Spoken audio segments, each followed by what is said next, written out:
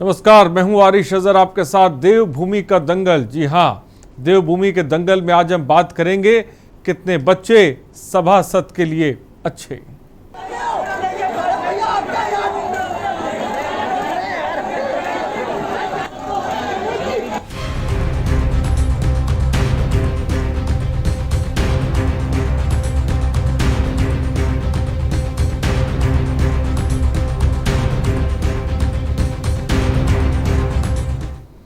लेकिन ये हम क्यों कह रहे हैं, चलिए आपको बताते हैं। देश में जनसंख्या नियंत्रण कानून पर तेज होती बहस के बीच उत्तराखंड में तीसरी संतान पैदा होने पर निर्वाचित जनप्रतिनिधि की सदस्यता समाप्त किए जाने का मामला सामने आया है। आपको बता दें कि शहरी विकास विभाग ने लक्सर नगर पालिका से वार्ड नंबर 4 की सभासद नीता पांचाल को इसी आधार पर हटा दिया कि प्रदेश में स्थानीय निकाय और ग्राम पंचायत के जनप्रतिनिधियों के लिए अधिकतम 2 संतान की शर्त लागू है। ये शासनादेश जुलाई 2002 से ही लागू है और उस कारण प्रदेश में नगर निकाय और पंचायतों में ऐसे व्यक्ति चुनाव नहीं लड़ सकते हैं। हालांकि इस कानून को पंचायती राज संस्थाओं और निकायों पर लागू करने के खिलाफ जनप्रतिनिधियों में असंतोष भी है। ये रिपोर्ट देखिए।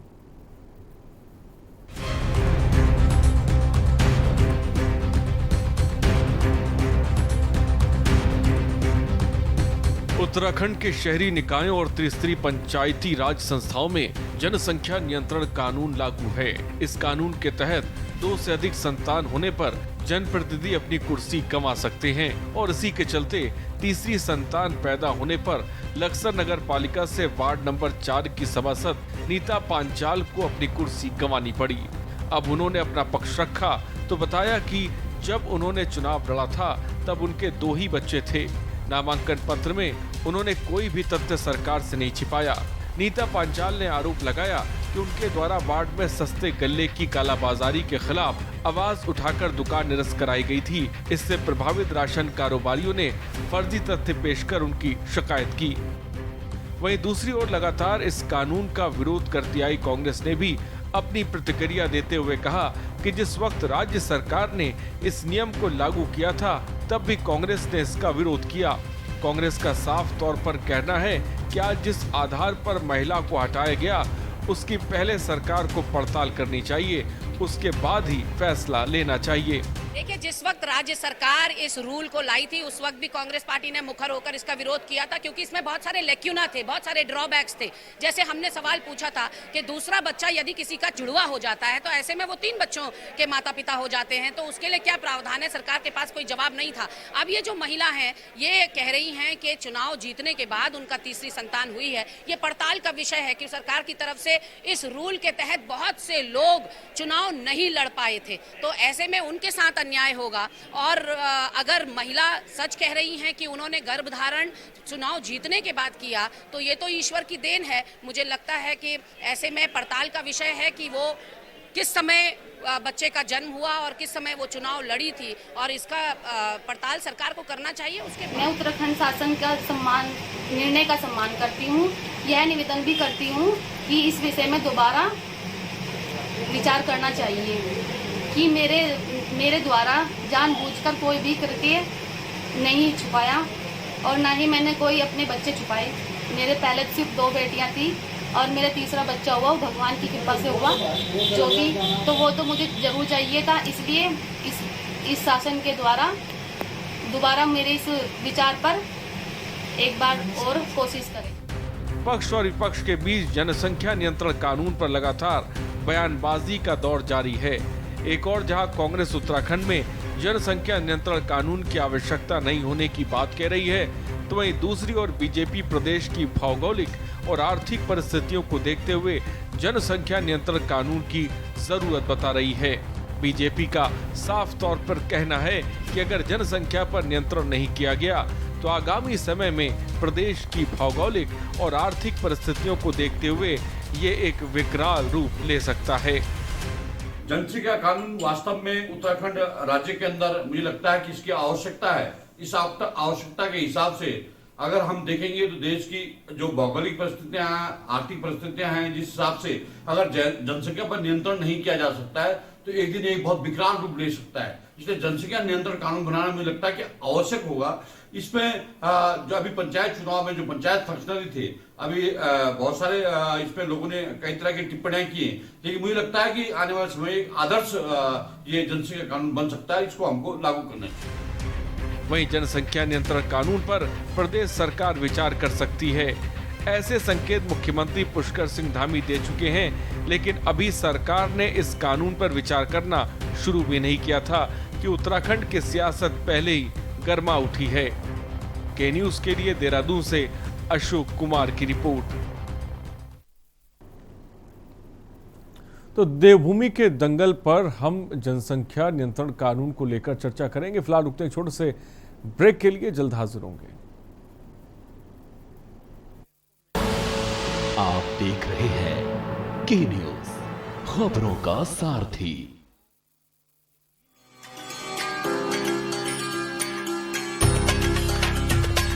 उत्तराखंड सरकार ने कोरोना संक्रमण एवं अन्य बीमारियों में अपने माता पिता या संरक्षक को खो चुके बच्चों की देखभाल, उनके पुनर्वास और चल अचल संपत्ति की सुरक्षा के लिए अपना हाथ आगे बढ़ाया है और वात्सल्य योजना का ऐलान किया है, ताकि लाचारी में न गुजरे इनका एक भी पल और संवारा जा सके आने वाला कल।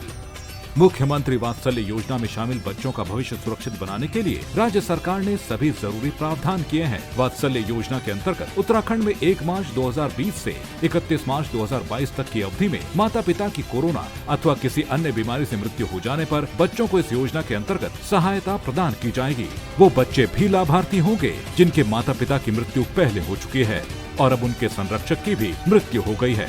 वात्सल्य योजना में चयनित हर बच्चे को 21 वर्ष की आयु पूर्ण होने तक 3000 रुपए की आर्थिक सहायता हर महीने मिलेगी। ऐसे बच्चे को सरकारी नौकरी में भी 5% का क्षैतिज आरक्षण मिलेगा और साथ ही बच्चों की रुचि के मुताबिक उनके कौशल विकास पर भी ध्यान दिया जाएगा। कोरोना के मुश्किल समय ने जिन बच्चों की आंखों में आंसू भर दिए, उनके चेहरों पर वात्सल्य योजना मुस्कुराहट लाएगी। अधिक जानकारी के लिए विजिट करें www.wect.uk.gov.in। कॉल करें 7579-215264 पर। कोरोना में जो बच्चे हुए अनाथ, उत्तराखंड सरकार थामेगी उनका हाथ। आप देख रहे हैं के न्यूज, खबरों का सारथी।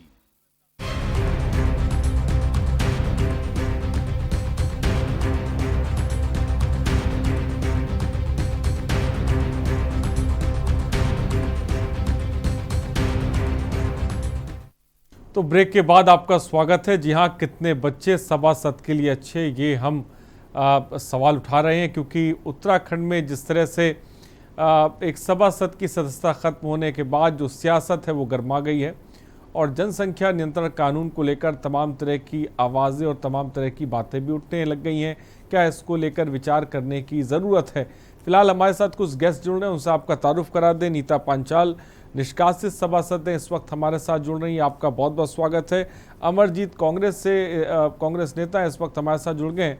अमरजीत जी, आपका ही बहुत बहुत स्वागत है। सबसे पहले नीता पांचाल के पास चलते हैं। नीता पांचाल, जो कुछ हुआ और जो बातें आपने कही हमने सुना और देश ने भी सुना, जिस तरह से आपकी सभासद की सदस्यता जो है ख़त्म हो गई, सबसे पहले आप क्या कहना चाहती हैं? हेलो। हाँ नीता पांचाल जी, मेरी आवाज़ अगर आप तक पहुंची हो तो। सर नमस्ते। जी नमस्कार, बोलिए। के न्यूज़ का मैं धन्यवाद करना चाहती हूँ। हेलो। हाँ, आपकी आवाज़ नीता पांचाल जी बिल्कुल साफ आ रही है, आप बोल सकती हैं। अच्छा जी, ठीक है। आज नीता पांचाल आप सभी के समक्ष अपना पक्ष रखना चाहती हूँ। हाँ बोलिए। अपने कार्यकाल के दौरान निरंतर जनता की सेवा की है और लगभग 20 वर्षों से यह तीसरी संतान होने के मेरी सदस्यता समाप्त किए जाने के विषय में मैं कहना चाहूंगी कि मैंने जब चुनाव लड़ा था, चुनाव लड़ने के दौरान मेरे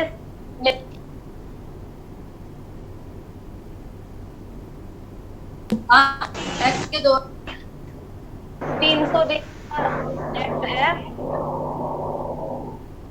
है और मेरे 300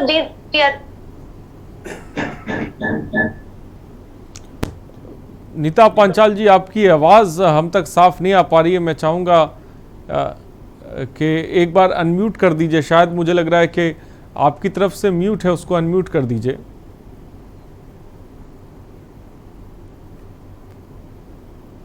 जी नीता पांचाल जी बोले, अगर मेरी आवाज़ अगर आप तक पहुंच रही हो। हेलो जी बोले नीता पांचाल जी, क्या कहना चाहेंगे आप?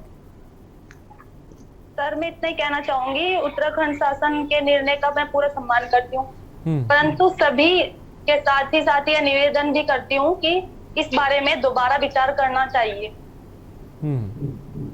लेकिन जिस तरह से आपकी सभासद की जो सदस्यता खत्म करी गई है, उसको लेकर आप क्या कहना चाहेंगी? क्या इसके पीछे किसी तरह की कोई सियासत है? हाँ जी सर, है। तो किस तरह की सियासत आपको नजर आ रही है? सर, ये जानबूझकर मुझे परेशान करने की बात है और कुछ नहीं। कौन लोग हैं जो जानबूझ के आपको परेशान करने की कोशिश कर रहे हैं? हाँ जी। कौन लोग हैं नीता पांचाल जी? आप इस वक्त जनता के सामने चाहे खुल के बोल सकती हैं, डरने की कोई जरूरत नहीं है इसमें।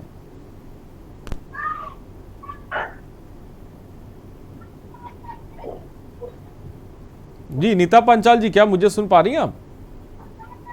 सर, मैंने राशन डीलर काले बाजारी करने वाले के खिलाफ शिकायत की। जनता उनसे परेशान थी, तो मैंने जनता की सुनी और उन्होंने मेरे खिलाफ शिकायत कर दी। नहीं, आपने कहा कि आपने जो राशन की काला बाजारी चल रही थी, आपने परेशान थी, इसको लेकर आपने शिकायत करी, ये बहुत अच्छी बात है। लेकिन फिर वो लोग कौन थे जो परेशान हो गए इससे और उन्होंने आपकी शिकायत कर दी?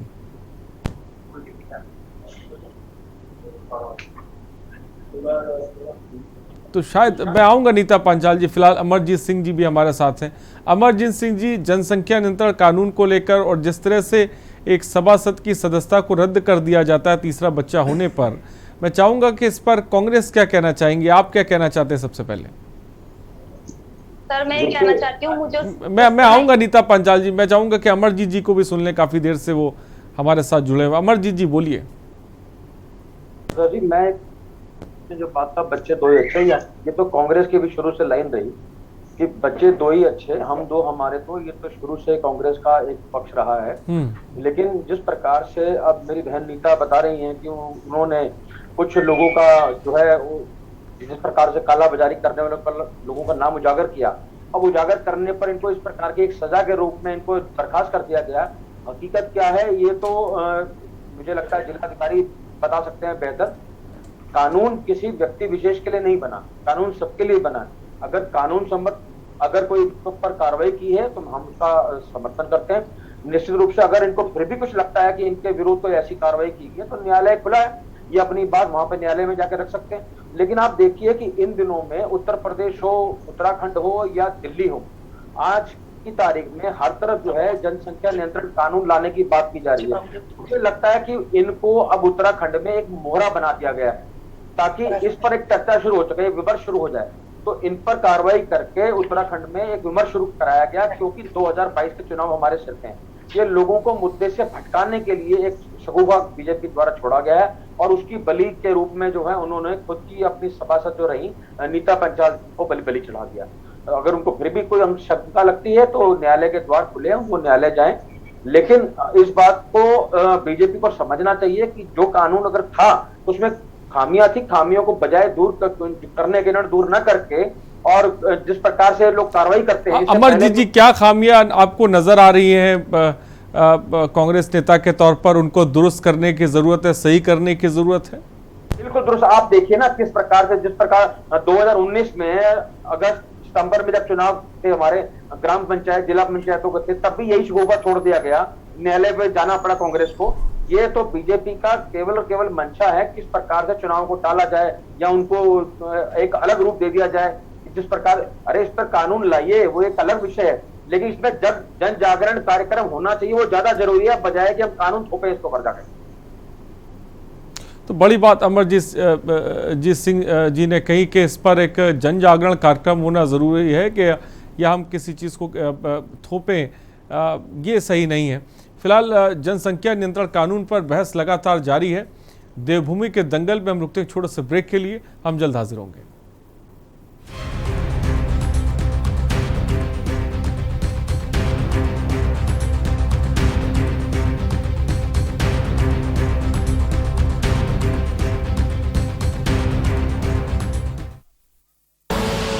आप देख रहे हैं के न्यूज, खबरों का सारथी। नमस्कार, सीएम हेल्पलाइन सेवा में आपका स्वागत है। मैं आपकी क्या सहायता कर सकती हूँ? माननीय प्रधानमंत्री श्री नरेंद्र मोदी जी के मार्गदर्शन में योगी सरकार के नेतृत्व में नागरिकों की सहायता एवं सुरक्षा के लिए प्रदेश में विभिन्न हेल्पलाइन संचालित की जा रही हैं। कोविड संक्रमण या पोस्ट कोविड उपचार संबंधित चिकित्सकीय सलाह के लिए 1800-180-5145 पर संपर्क करें। एम्बुलेंस सेवा के लिए कॉल करें 108। गर्भवती महिलाओं एवं नवजात बच्चों को मेडिकल इमरजेंसी में एम्बुलेंस के लिए 102 पर संपर्क करें। मैम, मैं रेणुका बोल रही हूँ। एक लड़का एसिड लेके मेरा पीछा कर रहा है। आप परेशान मत होइए, आपको तुरंत सहायता पहुँच रही है। महिला सुरक्षा से संबंधित किसी परेशानी के समाधान के लिए 1090 पर संपर्क करें। आपातकालीन सेवाओं के लिए 112 पर कॉल करें। सीनियर सिटीजन सहायता के लिए एल्डर हेल्पलाइन 14567 पर कॉल करें। कोई कारणवश किसी भी हेल्पलाइन से सहायता मिलने में कठिनाई होती है या सरकारी कार्यालयों से संबंधित कोई शिकायत है तो मुख्यमंत्री हेल्पलाइन नंबर 1076 पर कॉल करें। सबके साथ खड़ी है सरकार।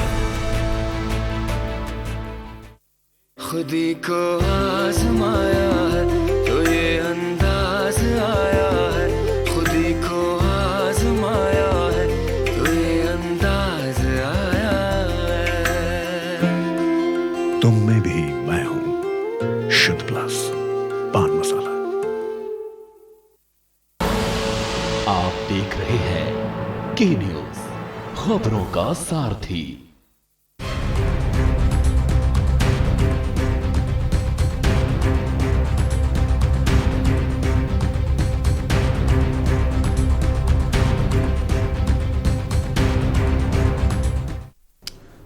तो कितने बच्चे सभासद के लिए अच्छे, ब्रेक के बाद आपका स्वागत है, जिस पर हम बात कर रहे हैं। क्योंकि उत्तराखंड में एक सभासद के तीसरा बच्चा जैसे ही होता है, उनकी जो सदस्यता है उसे रद्द कर दी जाती है, जिसको लेकर उत्तराखंड की सियासत में एक तरह से गर्मा गई है। इसको लेकर तमाम पार्टियां अपनी अपनी अलग अलग तरीके से बातें भी रख रही हैं। नीता जी भी हमारे साथ जुड़े हुए हैं, कांग्रेस नेता अमरजीत भी हमारे साथ जुड़े हुए हैं। नीता जी, ये तमाम जिसको लेकर बातें की जा रही हैं, 2 बच्चों की इजाज़त थी लेकिन तीसरा बच्चा हो गया, जिसके बाद जिसको लेकर आपकी सभासद की सदस्यता ख़त्म कर दी गई। क्या ये तीसरे बच्चे की जानकारी आपने नहीं दी थी? आखिर ये दिक्कत कैसे पेश आई? एक्ट के बारे में नहीं पता था। हाँ, बोलिए। सर, इस एक्ट के बारे में मुझे नहीं पता था। इस एक्ट के बारे में आपका कहना है आपको किसी ने जानकारी नहीं दी थी? सर, उस समय नहीं थी। और एक्ट में लिखा है कि 300 दिन के अंदर अगर होते हैं तो गलत है, लेकिन ये 373 दिन के बाद हुआ ना। चुनाव के समय भी ऐसी कोई समस्या नहीं थी। 2 ही थे, आवेदन किया तब भी 2 ही थे, शपथ ली तब भी 2 ही थे। तो अब आप क्या चाहती हैं? अब आप क्या चाहती हैं? इस एक्ट के बारे में तो अब आपको जानकारी मिल गई, आपकी सदस्यता रद्द हो चुकी है। आपने ये भी बात कही कि कुछ लोग हमें परेशान भी कर रहे हैं, खैर आप उनका नाम बताना नहीं चाहती हैं, लेकिन अब आप चाहती क्या हैं? सर, मैं उसका नाम बता दूं? हाँ, बता सकती है नाम खुल के, और इसमें कोई दो राय नहीं है। पंकज गुप्ता, ये कौन है और किस तरह से आपको परेशान कर रहे हैं?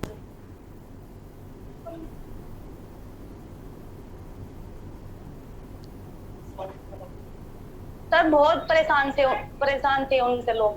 नहीं तो आपने कानून का सहारा क्यों नहीं लिया? सर, कानून का ही तो सहारा लिया था।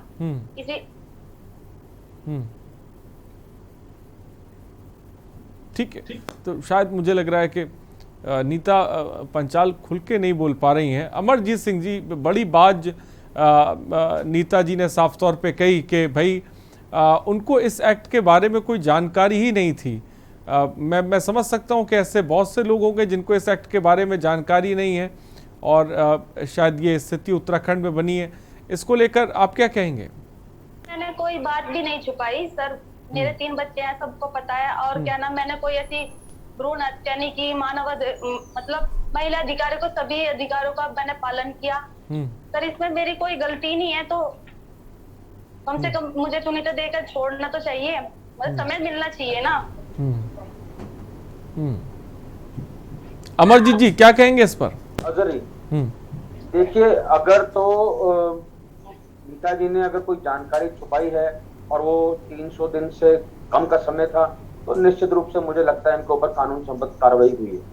यदि इनको लगता है कि वो 300 दिन से अधिक और 373 दिन जैसे वो बता रही हैं, तो उनके लिए न्यायालय खुला, वो न्यायालय जा सकती है। और दूसरा, जैसे कि भारतीय जनता पार्टी में होता है कि काला बाजारियों को संरक्षण देते रहे और इन्होंने अपनी आवाज उठाई, तो मैं कहता हूं कि जिलाधिकारी को उस एंगल से भी देखना चाहिए कि क्या किस व्यक्ति को आरोप लगे हैं, उनके आरोपों की भी जांच होनी चाहिए और इनको भी पूरा मौका देना चाहिए अपनी बात को रखने का। और उस पर जो है, अगर वाकई ही कुछ गलत हुआ है, अगर कोई पंकज बंसल ने अगर इनको किसी रूप में इनको धमकाने की या इनको पर गलत तरीके से कार्रवाई या किसी राजनीतिक दबाव या शासन प्रशासन से दबाव दिलवाने की कोशिश की और इस रूप से इनको बर्खास्त कराया गया, तो वो निश्चित रूप से गलत है।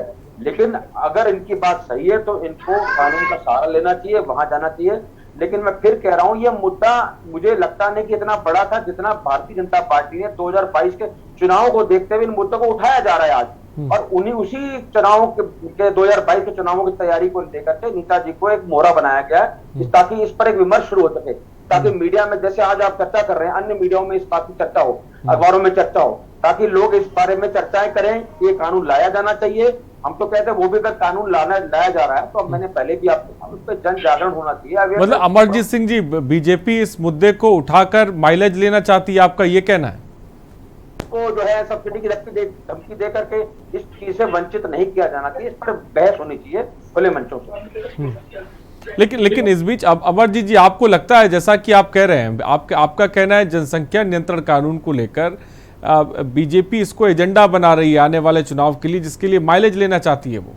अजहर जी, आप देखिए ना, लगातार अभी मुझे लग रहा है जब आपका कार्यक्रम शुरू हुआ, आपने भी ये जिक्र किया कि योगी सरकार जो ला रही है उस पर जो है, धामी जी ने भी इस पर जो बयान दिया, इस पर भी विमर्श कर रहे हैं कि लाएंगे। तो ये तो सीधा सीधा इनकी मंशा है, क्योंकि इनके पास बताने के लिए कुछ नहीं है। 4.5 साल इन्होंने जनता के खराब कर दिए। अब ये मुद्दों से भटकाएं कैसे जनता को, इस विषय पर ये कानून ला रहे हैं। और मैंने क्रम में मैंने बताया, नीता जी को एक मोहरा बनाया जा रहा है।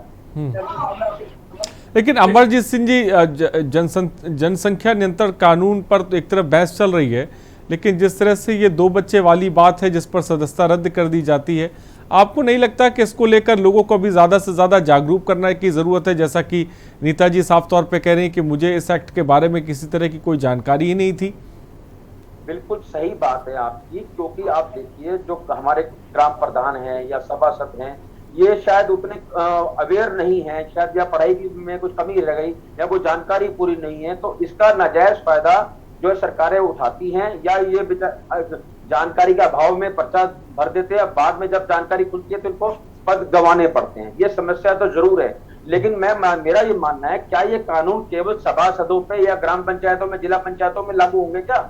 इसको वो जो है विधायकों पर लागू नहीं किया जाना चाहिए? इनको जो हमारे कोऑपरेटिव जो बैंकों के चुनाव होते हैं वहां पर नहीं लागू किया जाना चाहिए क्या? इसको जो है मेंबर ऑफ पार्लियामेंट जब चुने जाते हैं उन पर लागू नहीं किया जाना चाहिए क्या? ये छोटे छोटे जो पदों पर जो है काम करने वाले हमारे साथी हैं, जो जनप्रतिनिधि के रूप में काम करते हैं, क्या केवल उन्हीं को बलि का बकरा बनाया जाएगा? ये अगर कानून ला रहे हैं तो कानून सबके लिए होना चाहिए, बराबर होना चाहिए, मेरा ये मानना है।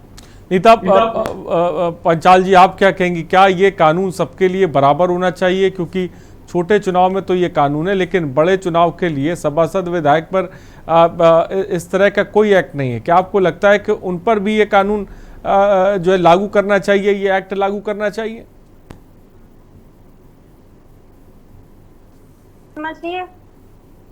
हाँ नीता जी बोले। जब ये नियम बनाया तो सबके लिए ही बनाना चाहिए ना, सभी के लिए बना होना चाहिए। अब नीता जी नियम तो बन गया था, आपको जानकारी नहीं थी और आपकी जिसे कह सकते हैं कि सदस्यता रद्द भी हो गई। अब आपका अगला कदम क्या होने वाला है? सर मैं ये चाहती हूँ कि अगर चाहे तो आप मुझे चेतावनी देकर छोड़ सकते हैं। सर ये नियम भी है, अब मुझे इस बारे में पता भी चला, ऐसा नियम में लिखा है।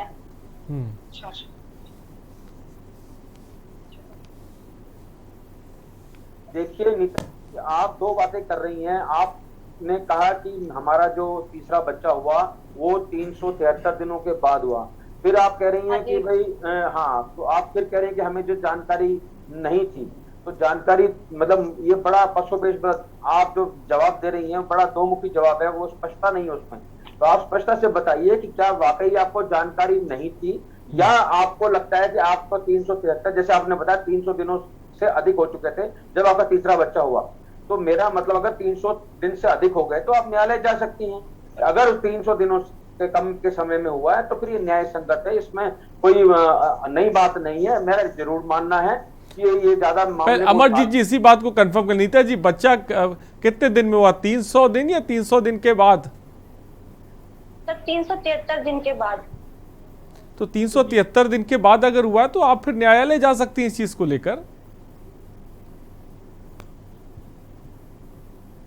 क्योंकि अगर तीसरा बच्चा कोई आ गया है, उसके भी कोई मूल अधिकार हैं, मेरी बहन के भी मूल अधिकार हैं, उसकी हत्या नहीं की जा सकती, कोई भ्रूण हत्या नहीं की जा सकती। आ गया है और ठीक है, वो जो कानूनी एक बना है कि 300 उनको करना चाहिए, 300 दिन कम थे तो इनको घोषित कर देना चाहिए था। उसमें अगर इन्होंने घोषित नहीं किया तो इसलिए खुद गुनाहगार हैं, इनकी तो फिर कोई जो सुनवाई नहीं बनती। लेकिन अगर 300 दिनों से अधिक हो चुके हैं तो मेरी बहन न्यायालय जा सकती है। 300 दिन से अधिक है नीता जी, 371 दिन का आप जिक्र कर रही हैं, आपके पास अधिकार है कि आप न्यायालय जा सकती हैं, तो क्या आप न्यायालय जाएंगी? मैं न्यायालय जाऊंगी। सर मैं कहना चाह रही हूँ कि मेरी उत्तराखंड सरकार शासन द्वारा मतलब। हाँ बोलिए, आपकी आवाज आ रही है, बोल सकती हैं आप। दोबारा से एक बार फिर मुझे एक बार मौका दीजिए।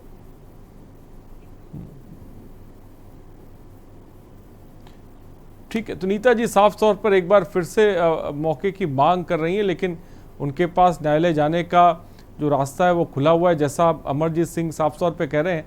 लेकिन अमरजीत जी, जैसा कि बड़ी बात आपने कही कि छोटे चुनाव को लेकर तो ये एक्ट बना दिया गया, लेकिन बड़े बड़े चुनाव की बात करें तो उसको इस एक्ट से अछूता रखा गया है। इसके पीछे की बड़ी वजह आपको क्या नजर आती है? इसमें हमारे कानून में खामियां हैं, इसमें इन खामियों को दूर किया जाना चाहिए। और इसको मेरा मतलब केवल और केवल क्षेत्र पंचायत, जिला पंचायत या सभा सत्ता की सीमित न करते, हमारा तो मानना है अगर सरकार बड़ा दिल दिखाए, ये तो विधायकों पर भी और सांसदों पर भी ये कानून लागू करे। अगर इतनी ही सरकार चिंतित है जनसंख्या नियंत्रण को लेकर के, तो ये पूरी तरह से इसको लागू करे। नहीं तो इसको सरकार को चाहिए था एक जन जागरण कार्यक्रम चलाए, लोगों को अवेयर करे, बजाय कि कानून बना करके उनको ऊपर थोप दे और जिनको जानकारी का अभाव नहीं है वो बलि के बकरे बने। इससे मेरा कहने का मतलब ये है कि सरकार को पूरी तरह से कानून बनाया जाना चाहिए, केवल छोटे चुनाव या बड़े चुनाव में मतभेद न करके, फर्क न डाल करके सभी के लिए एक कानून होना चाहिए। मतलब अमरजीत सिंह जी, आपके हिसाब से अगर हम बात करें तो क्या आप इस कानून से खुश हैं या इस कानून में अभी खामियां हैं और उनमें अभी सुधार की जरूरत है? बिल्कुल सुधार की जरूरत है। मैंने पहले भी कहा 2019 के समय जब हमारे ग्राम चुनाव हुए थे, जिला पंचायतों के चुनाव हुए थे, तब हमारे जोश सिंह बेगी तो प्रदेश के उपाध्यक्ष थे, तो वो तो इस मसले को लेकर के उच्च न्यायालय भी गए। फिर उच्च न्यायालय से उनको राहत मिली तो सरकार जो है वो उच्चतम न्यायालय पहुंच गई, दिल्ली पहुंच गई, वहां से राहत लेने का प्रयास करने लगी। तो ये सरकार की मंशा ही मतलब मंशा में जो है ना शंका नजर आती है। तो सरकार की मंशा में शंका नजर आती है, ऐसा कांग्रेस नेता अमरजीत सिंह साफ तौर पे कह रहे हैं। हमारे साथ नीता पांचाल जी भी जुड़ी हुई, जिनकी सभासद की जो सदस्यता है वो साफ तौर पे ख़त्म हो गई, जिसके बारे में वो बता भी रही हैं और कि उनका ये भी कहना है कि उनकी गलती इसमें नहीं है और साफ तौर पे उनके पास एक रास्ता खुला भी हुआ है, जिसे कह सकते हैं वो न्यायालय का कि वो जा सकती है। लेकिन नीता जी, मेरा सवाल जो मैंने अमरजीत जी से सवाल किया वही सवाल मेरा आपसे है। छोटे चुनाव को लेकर जो 2 बच्चों वाली बात कही गई है, क्या आप इस एक्ट से खुश हैं? सर, नियम है तो ठीक है, सरकार ने बनाया तो मैं इस नियम का सम्मान करती हूँ। नहीं, नियम का तो सम्मान आप करती हैं, लेकिन नियम के बारे में आपको जानकारी तक ही नहीं थी। आप एक जनप्रतिनिधि हैं, उसके बावजूद भी आपको जानकारी नहीं थी। उस टाइम मुझे जानकारी नहीं थी सर। अजहर जी। जी अमरजीत जी बोले। भारतीय जनता पार्टी के जो विधायक हैं आपके उत्तर प्रदेश के, उसमें आधे से ज्यादा जो संख्या है उनकी 3 बच्चे से अधिक है उनके बच्चे। यहाँ तक कि एक विधायक ऐसे हैं महानुभाव, उनके 8 बच्चे हैं, लेकिन उन पर कोई कार्रवाई नहीं, केवल सभासद पर कार्रवाई। ये सरकार का 2 पक्षीय रंग नजर आता है। ये मतलब 80 से ऊपर विधायक ऐसे हैं जिनके 3 बच्चे हैं, 20 से ऊपर है जिनके 4 बच्चे हैं, और 8 बच्चे वाले भी मैंने बताया विधायक हैं जो एक विधायक ऐसे जो 4 बच्चे हैं, उन पर कोई कार्रवाई नहीं। लेकिन जो सभासद है उस पर कार्रवाई, उसको निष्कासित कर दीजिए, उसको आप बर्खास्त कर दीजिए। ये 2 मुहा जो है ये सिस्टम नहीं चलेगा। सरकार को उस पर विचार करना चाहिए। कानून सबके लिए बराबर होना चाहिए। कानून सबके लिए बराबर होना चाहिए। नीता पंचाल जी, आपने सुना अमरजीत सिंह जी ने जो बात कही कि भाई बहुत से ऐसे विधायक हैं जिनके कई बच्चे हैं, लेकिन उन पर किसी तरह की कोई कार्रवाई नहीं है, उन पर किसी तरह का कोई एक्ट नहीं है। आपकी तो सभासदी चली गई, क्या कहेंगी इस पे?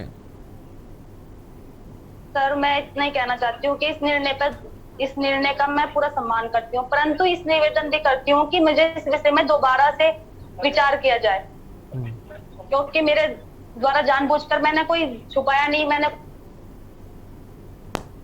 का पूरा सम्मान किया है, फिर भी मुझे इस चीज में क्यों इन्वॉल्व किया जा रहा है? मतलब आपका कहना है आपने छुपाया नहीं, उसके बावजूद भी मुझे टारगेट किया जा रहा है? हाँ जी, मुझे टारगेट किया जा रहा। तो वो कौन लोग हैं जो आपको टारगेट कर रहे हैं? सर, मेरी शिकायत की। किससे आपने शिकायत की थी?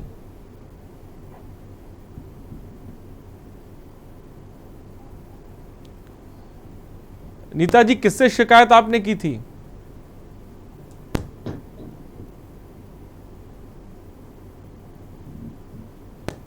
आपने शायद म्यूट कर लिया, उसको अनम्यूट करिए और मेरे सवाल का जवाब दीजिए कि आपने किससे और क्या शिकायत की थी? जी? आपने किससे शिकायत की थी? सर, किस तरह की शिकायत? आपने अभी कहा कि मैंने शिकायत की थी, जो लोग मुझे टारगेट कर रहे हैं, तो मैं ये जानना चाहता हूँ आपने किससे शिकायत की थी और क्या शिकायत की थी? सर, मैंने शिकायत नहीं की, मैंने ये कहा कि मेरी शिकायत की गई।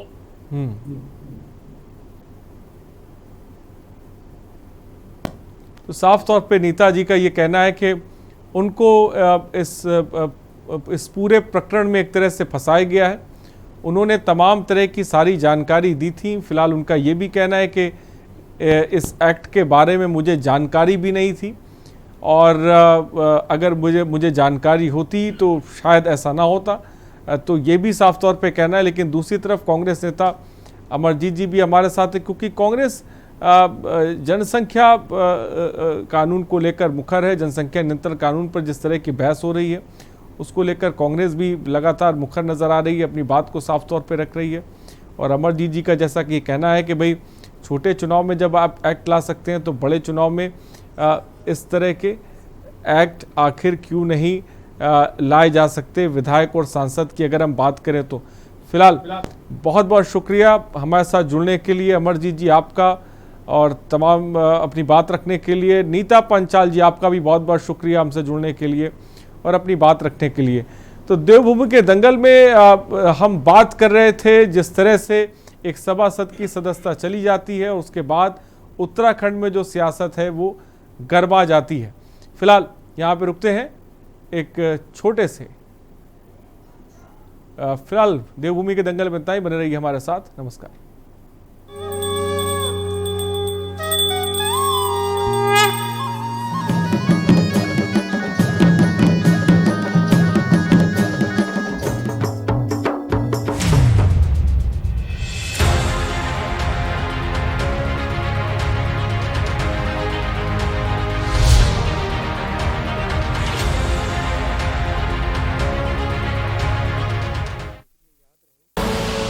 आप देख रहे हैं के न्यूज, खबरों का सारथी। संकल्पित हैं